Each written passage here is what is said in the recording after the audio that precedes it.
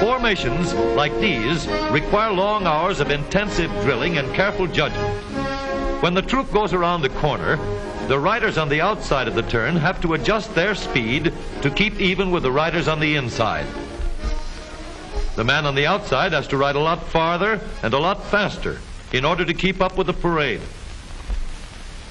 The outside wheels must spin faster than the wheels on the inside because they have a greater distance to travel in the same length of time.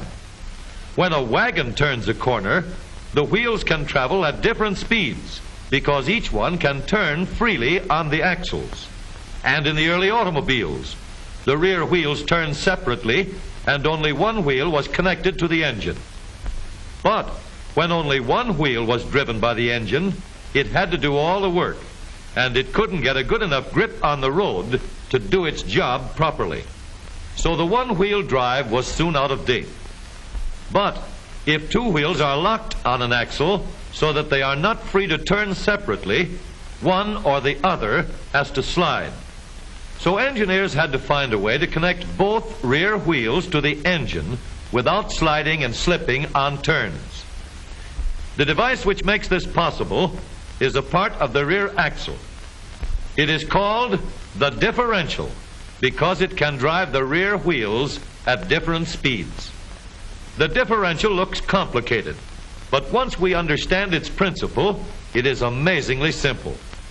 These two wheels are mounted on separate axles and supported by a frame so that they can revolve freely at different speeds. Let's fasten a spoke on the inner end of each axle so that by turning the spokes, we can turn each wheel separately. With a bar or crosspiece, we can turn both wheels in the same direction at the same rate of speed. Let's get something to hold this bar in place so that it will press against the spokes. Notice that this support is not locked to the axle. It turns freely. Now we can spin the wheels by rotating the support.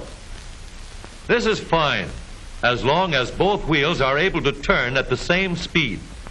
But let's see what happens when we go around the corner. With this arrangement, we cannot drive one wheel faster than the other. And if we stop one wheel, the other wheel won't budge. Let's put this bar on a pivot so that it can swing in either direction.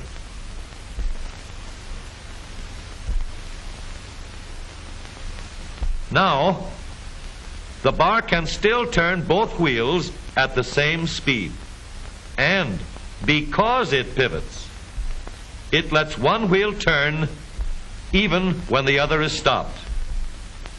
But if turned too far, the bar will swing around until it won't drive the spokes that turn either wheel.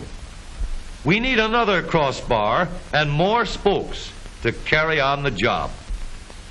When we stop one wheel, the crossbars will continue to push the spokes of the free wheel around.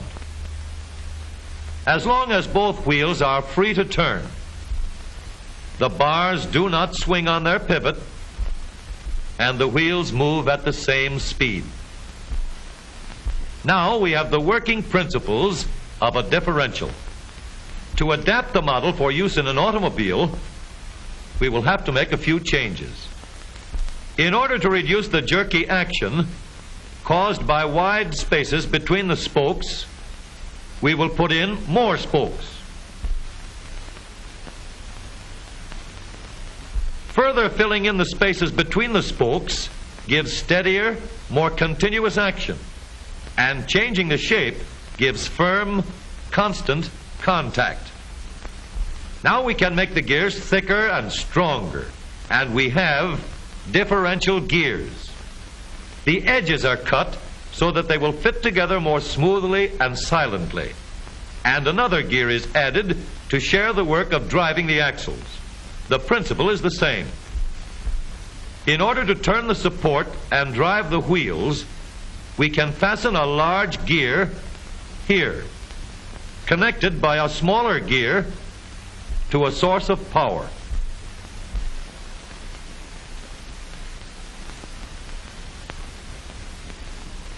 Notice that the power is connected to the differential at the center line. We can make our model more compact by moving the gears closer together. When we put our differential in an automobile, we have to leave room for the drive shaft, which carries the power from the engine. We may build the floor of the car above the drive shaft. But if we do, we won't have much room inside unless we make the top of the car high too. Of course, we could lower the floor and ceiling, but the drive shaft would be higher than the floor. This would have disadvantages. A shaft in the middle of the floor of an automobile would be inconvenient for passengers and would be awkward for carrying luggage. Today, engineers have found a way to make the car roomier and closer to the road without a clumsy shaft above the floor. The drive shaft from the engine to the differential is lowered out of the way, and the drive shaft is connected to the rear axle at the bottom. The new low center drive makes the rear axle quieter, stronger, and more durable because it gives better, smoother contact between the gears. The automobile of today with the low center drive is stronger and more rugged. Every part of the rear axle has been built to withstand strains far greater than it will ever meet on the straightaway or around the corner.